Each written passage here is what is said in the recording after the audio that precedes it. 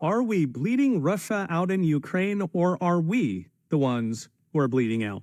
The Ukraine war has shown us that the economics of war have changed perhaps forever.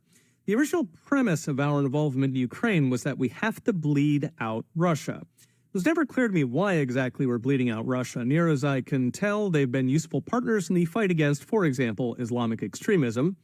That's true. Russia invaded Ukraine to save ethnic Russians being shelled by their government, much like we invaded Mexico to save ethnic Americans being shelled by their government. But still, I'm not sure why the average American much cares who runs Donetsk, especially with existential security risks on our own wide-open southern border.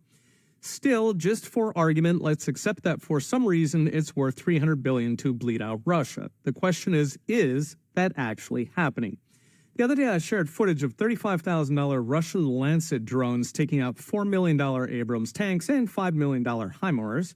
Even worse are the Houthi drones in Yemen being launched against Western shipping in protest at our involvement in that war.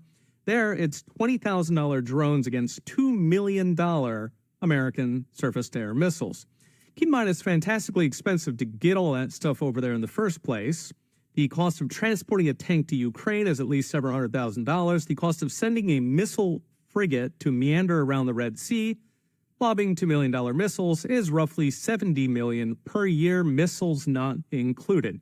Note, all those $1 million missiles on $100 million frigates isn't making a dent, with insurance costs for Red Sea transit barely moved since the first days of the attack at almost a full % of the ship's value. It's also worth noting American ships don't actually use the Red Sea. We use the Pacific and the Atlantic, so we're spending all of that for Europe and China. Heaven help you if you send a carrier battle group in a show of force, as we're currently doing in the Mediterranean. That comes to roughly $7 million per day, which is about $2 billion per year. You could house roughly 100,000 homeless veterans for $2 billion a year. So forget show of force, it is a show of bankruptcy.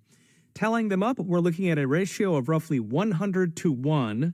Cost them $1 to take 100 from us, suggesting that we are the ones who are bleeding out.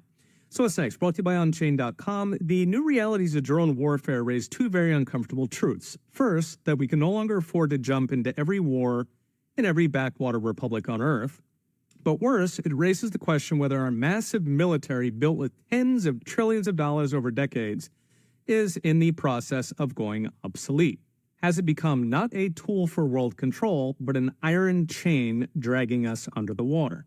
In theory, of course, the U.S. could spend yet more trillions to mothball our legacy military and replace it with hundreds of thousands of drones, but perhaps the unplanned obsolescence of our Imperial Star Cruisers is a golden opportunity to quit the world policeman game, to come home and actually protect our own country instead. Okay, we'll be watching. See you next time.